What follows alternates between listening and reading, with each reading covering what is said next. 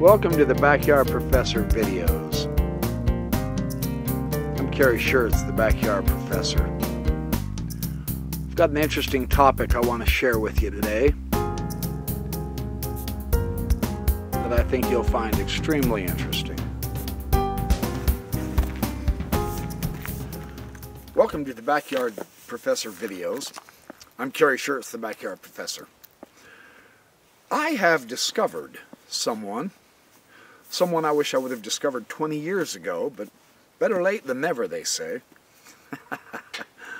I have run across an interesting New Testament scholar, James D.G. Dunn, a very fine analyzer of the scriptures is what I'll call him. I've been reading several of his books. The one that I'm into immediately at this point is Unity and Diversity in the New Testament, an inquiry into the character of earliest Christianity. It's a very thick book. You can see it's huge. It's a brawling book of 500 pages plus. Dunn has been exploring the earliest Christians, their ideas, their doctrines, their interpretations of Jesus and soteriology. That's a word that means the idea of salvation, the theme of the early church, the various offices in the church, the apostles, prophets, deacons, overseers, bishops, presbyters, the elders, etc.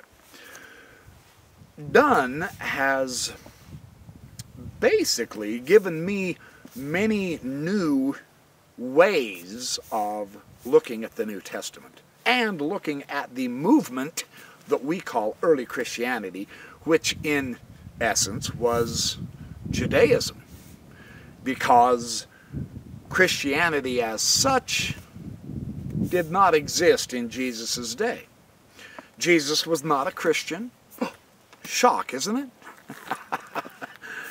Any more than Peter, James, or John were Christians. They were Jews. Jesus was a Jew. This theme of the Jewishness of the so-called earliest Christians is a theme that has been exercising the biblical scholars now for several decades at least. James H. Charlesworth has written many fine books on this. James Dunn has done a magnificent analysis and work. Let me explain before I get started into this particularly interesting theme. I'm going to do a general overview, and then I'll do several videos on some of the details of the biblical scholarship discoveries, because we have once again gone back to the texts, the documents of the Old Testament, the New Testament, trying to understand the interrelationship between the Old Testament and the New Testament, trying to fathom and comprehend how these Jewish Christians, I'll call them, how these Jewish Christians utilized the Old Testament writings to come to their interpretations of Jesus and the gospel and Judaism, and their idea, their sense of mission, and what reality really was all about to them. It's a fascinating study, to be sure. Before I get too far along, I would like to explain something that I'm not doing in these videos. I'm not concerned with the idea of presenting true doctrine. I think Dunn says it extremely well as he is approaching, as he's trying to understand the early Christian attitudes toward the various aspects that they found impinging on their lives. He noted one of the interesting things in a close examination of the various New Testament documents, the Gospels, the Synoptics, Matthew, Mark, Luke, Gospel of John, how Paul in his letters, James, Peter, etc. He noted that worship is what united the people. Doctrine divided the people. More bloodshed has been shed through the centuries since Christ over this idea of true doctrine than any other subject in Christianity. I'm not interested in doctrine. I'm interested in the historical, intellectual inquiry into the nature of the New Testament as well as the Old Testament, into the nature of the early Christian use of the Scriptures. We need to be aware of something. The earliest Jewish Christians did not have the New Testament. It was not in existence in Jesus' day. The Scriptures that everybody is quoting and using, Matthew, Mark, Luke, John, Jesus himself, the Pharisees, the Sadducees, the scribes, Paul, Peter, all of them were using the Old Testament because that was their book of Scripture. They had no idea that a New Testament was ever even going to exist. It didn't dawn on them. They were actually creating new Scripture.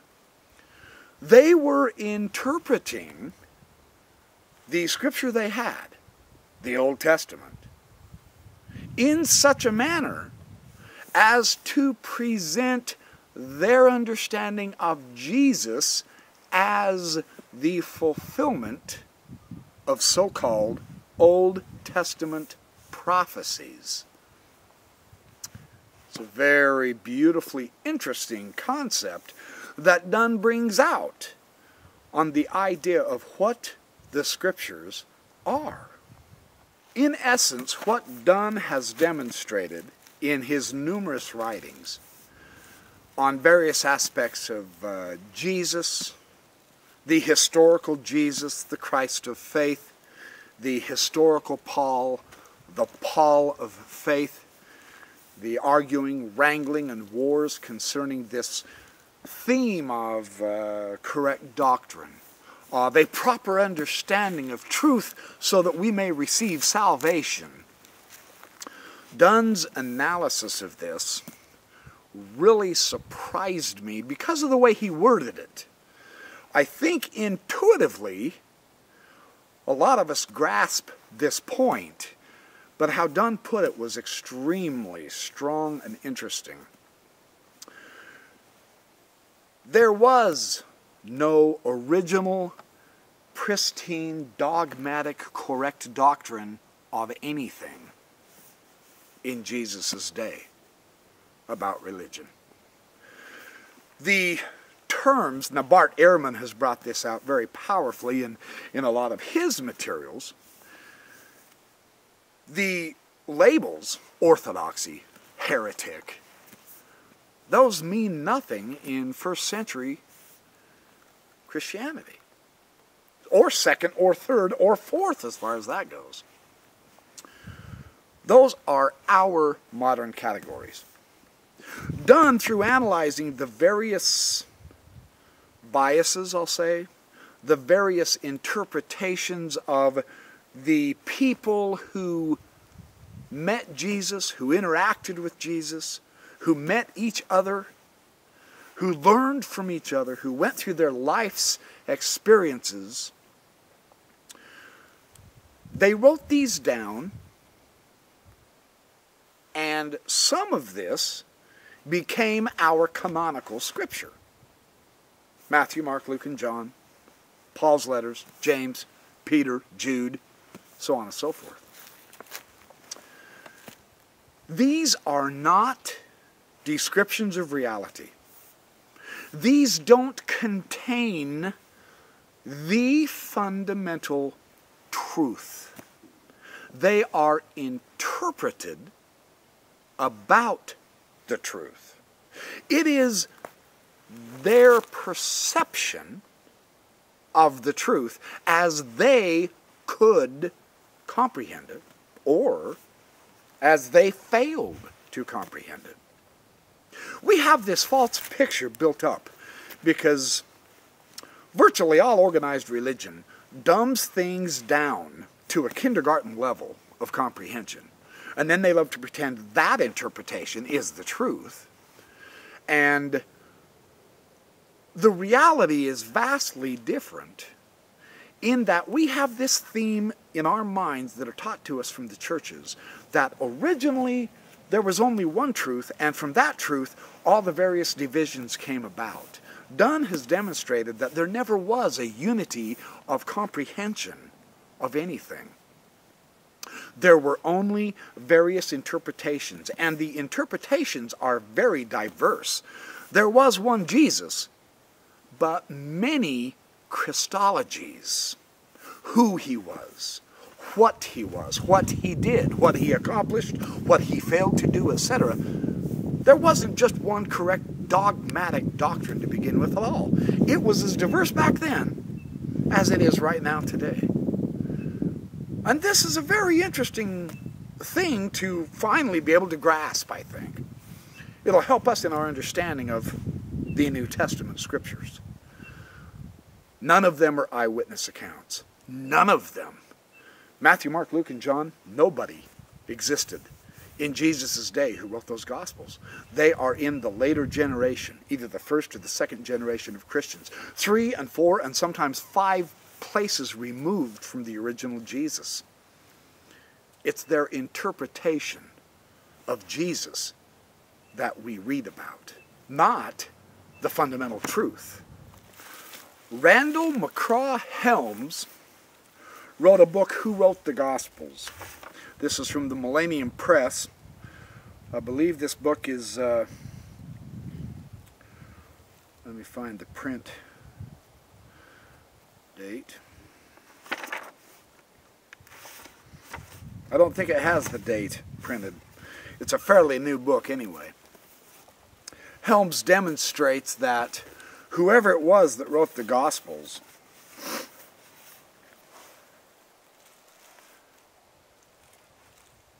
were never identified. This is a very interesting concept. The writers, Matthew, Mark, Luke, and John, were not eyewitnesses, that even though they were written as a supposed eyewitness record. They're all later than Jesus' life. Jesus had been dead and gone for at least a generation in some cases. And it's very interesting that in our modern parlance of descriptive literature, if we were to describe the Gospels from our point of view, well, Bart Ehrman, brand new book out called Forgeries. There are forgeries in the New Testament. There are documents in there, the pastorals especially, that were written later, described as being authored by Paul, but he didn't author them. And they have internal clues as to why they know that Paul didn't author those pastoral letters. Hey neighbor, everybody's getting out here today. It's a beautiful day to be out. A little cold, but it's nice. Helms in his introduction says that there's a gradually growing consensus that since, as John Meyer puts it in his recent biography of Jesus, the Gospels are first century Greco-Roman religious propaganda. Wow. Interesting way to put it, isn't it? And they're propaganda for the reason that they are giving us a picture of Jesus that they want to give. It's more biography rather than history, rather than what really happened. This is the point of having the 4 different Gospels in the first place from the early Christian assembly of the canon.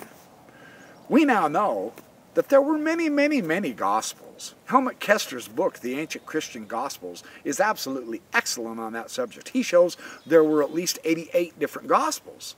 Now, the reason of selection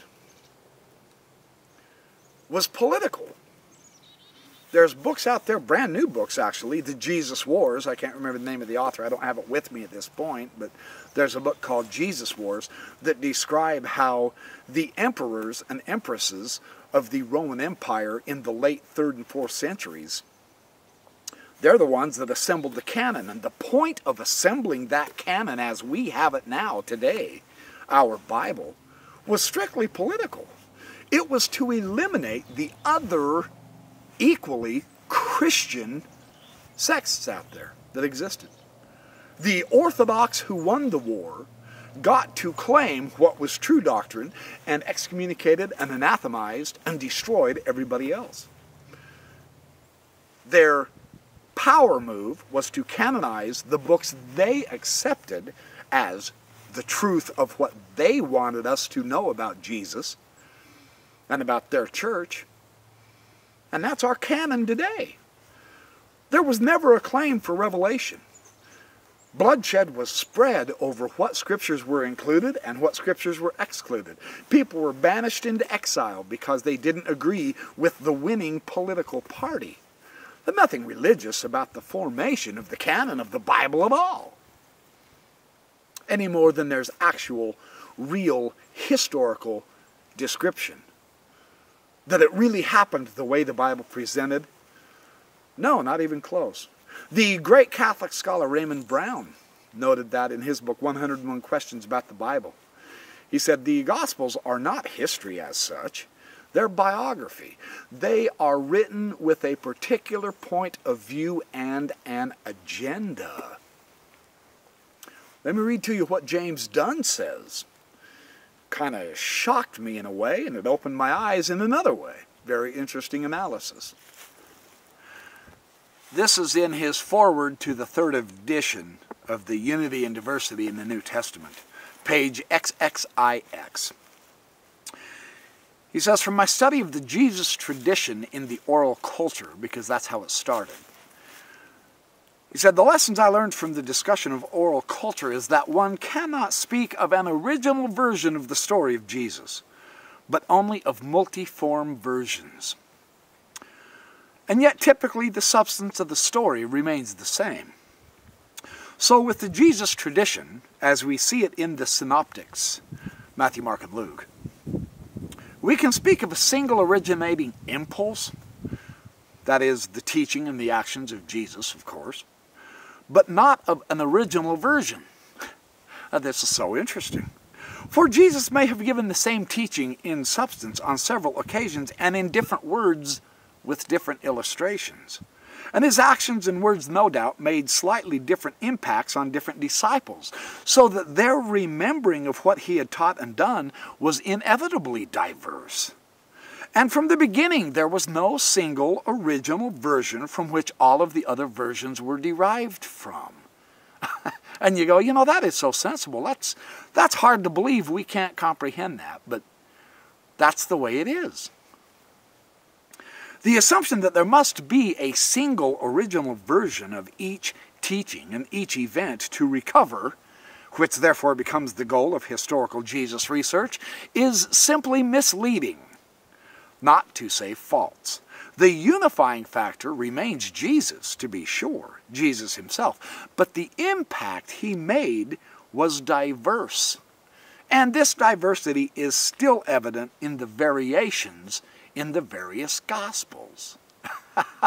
Now that is so fascinating, isn't it? An important corollary to that insight is that differences and divergences in the synoptic tradition do not mean that one or the other is in error. That might apply if there was a single original version in each case. That original version could then be said alone to be authentic, and inauthenticity would be evaluated by measuring the degree of divergence from the original. But if diversity is integral to, if diversity even constitutes the unity of the impact made by Jesus, then diversity is an important aspect of the authenticity of the entire Jesus tradition. In other words, nothing in the Gospels, or Paul, is the original version, and all of them have a say in their interpretation of what Jesus was, who he was, what he did, what he said, what he taught, what he meant. The very scriptures we have are not the reality. They are someone's interpretation. I think that is fascinating. Now, this kind of diverse interpretation of Jesus has gone on and on and on, even after the Council of Chalcedon and the Council of Nicaea, etc. Even after the books of the New Testament were canonized and there became a split between the Testaments, the Old Testament and the New Testament, that is a Christian interpretation. To the Jews, that's not how it is at all, you see. It's all interpretation. For instance, Richard Lloyd Anderson, the LDS scholar, has written a very good book, Understanding Paul. His ideas here are extremely well thought out and interesting, but we have to understand his interpretation of Paul is going to be very LDS oriented. And he says such in his preface on page IX. He said, "This book started out as a study of Paul and evolved to a study of Paul as a witness of the great truths of the restored gospel." There's his bias right there. He's going to interpret Paul in light of Mormon teaching. Now, that's not bad. That's not incorrect. That is his interpretation of how to understand Paul. But Dunn doesn't do that at all. Dunn comes at it from a Protestant point of view. And in fact, when you compare the two, you can see the immense difference and the value of reading everyone's interpretations of the Apostle Paul or of the historical Jesus. The Roman Catholic version, the Protestant version, the Evangelical version, the Mormon version, the Jewish version, etc. Knowing that none of them have the final truth, but that they're all interpretations. But you need to be aware of everybody's view, because by reading someone else's view and interpretation of an event in the Gospels, or of what Paul might have meant in Romans, say, or Galatians, or 1 Corinthians 15, etc., by reading the different interpretations and the different ideas, there is no one original correct way to interpret the Scripture. The various types of interpretations, comparing Richard Lloyd Anderson with James Dunn, exposes and teaches you about the various assumptions that a scholar brings to the table in interpreting the interpretation that we call Scripture. Because your conclusions are only as strong as your weakest assumptions. And if you read only one tradition's interpretation of the Scriptures, say the Roman Catholic, you will not understand the assumptions that the Roman Catholicism brings to their interpretation unless you read a Protestant view, or a Mormon view, or a Jewish view, or an atheist view, someone who doesn't believe any of this. You know, I just recently picked up a book by an atheist who stringently called for an end of all Bible studies. Get rid of all of that junk. It's just old, outdated information. It does us no good. It's not the best book to be the basis of our culture, and he really ranted and raved about it. He's calling for an end of all biblical studies. As if that's ever going to happen. I'm not going to stop studying it and sharing with you, my viewers, what it's all about from my interpretation of a scholar's interpretation of the interpretation in the New Testament of Jesus or Paul or some specific doctrine. You see, it's an interpretation of an interpretation of an interpretation is all we get. Isn't that wild? I think this is so interesting because, I mean, if you're going to call for the end of all Bible studies, because of course it's old stuff, it's outdated, it has no relevance to our modern space age, etc., then get rid of all the Greek materials too. All of those great plays of Euripides and Aristophanes, and get rid of Socrates and Plato, and, you know, get rid of all the archaeological discoveries of the Nag Hammadi, the Dead Sea Scrolls. Get rid of all that stuff. You know, where do you stop the line? You know, that's just stupid thinking, in my opinion, on the atheist part. What we have to come to an understanding of, in my opinion, is there is always going to be a diversity of interpretation of the interpretation. Becoming aware of that helps us understand better our own assumptions, that we understand what we think or hope or believe is, quote, the truth. Everything that's ever happened throughout the history of mankind, through the vast concourses of time, has been interpreted through a glass darkly, to quote Paul. None of it's accurate in the final end. None of it is the ultimate reality and truth.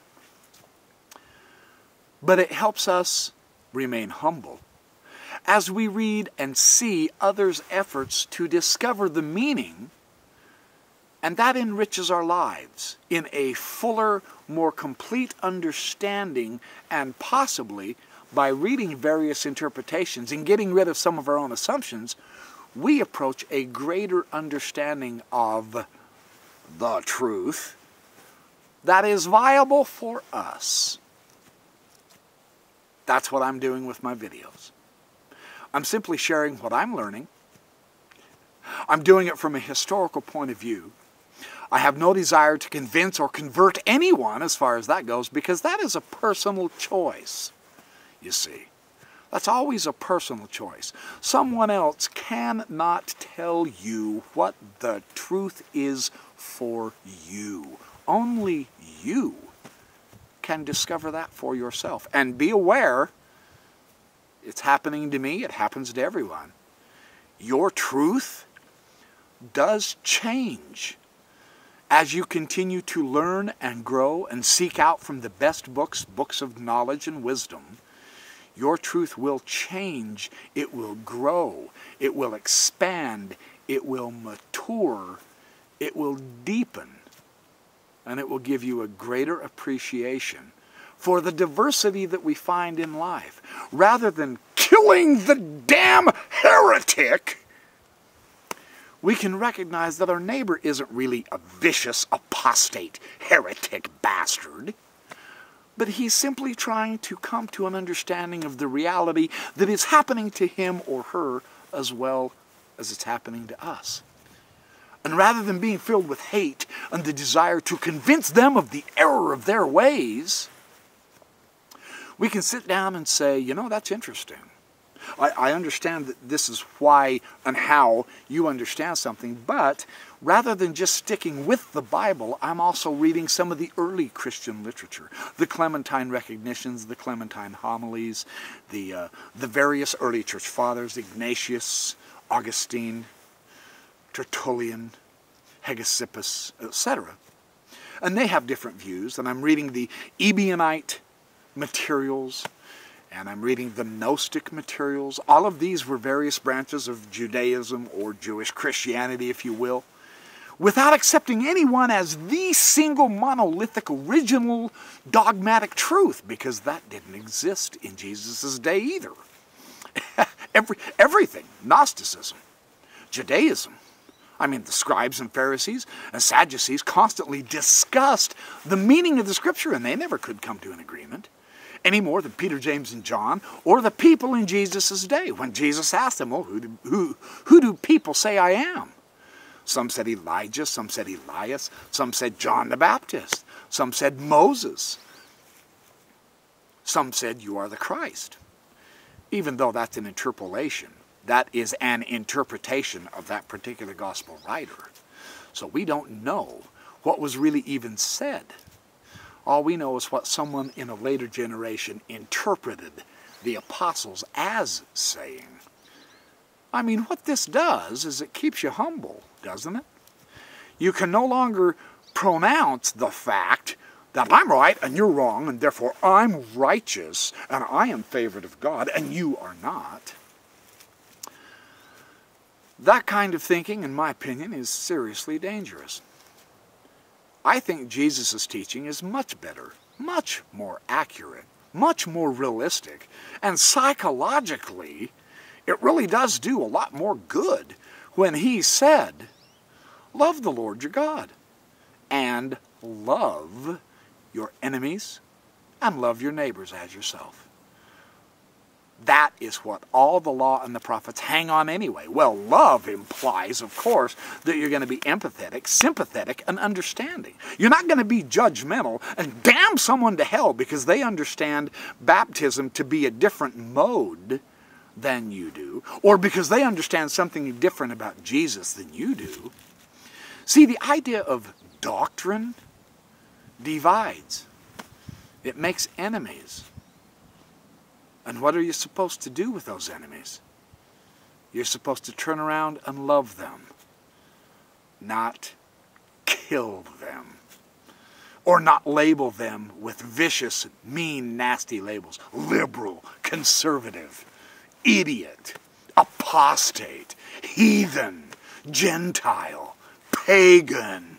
You know, we have all these silly labels that we like to label others with so that we stay away from them, so that we don't understand them, so that we don't have to deal with their false doctrines. Dunn has demonstrated powerfully, in my opinion, that all of that kind of thinking has to go. You have to throw that thinking away. It's time to accept what Jesus said, or at least what some of the gospel writers interpreted him as saying. It's time to love everyone and share that love. That's my message in these videos, even though I'm going to show you the diversity of interpretation. The ultimate message is a unifying message of loving everyone. That, I do believe, is the gospel.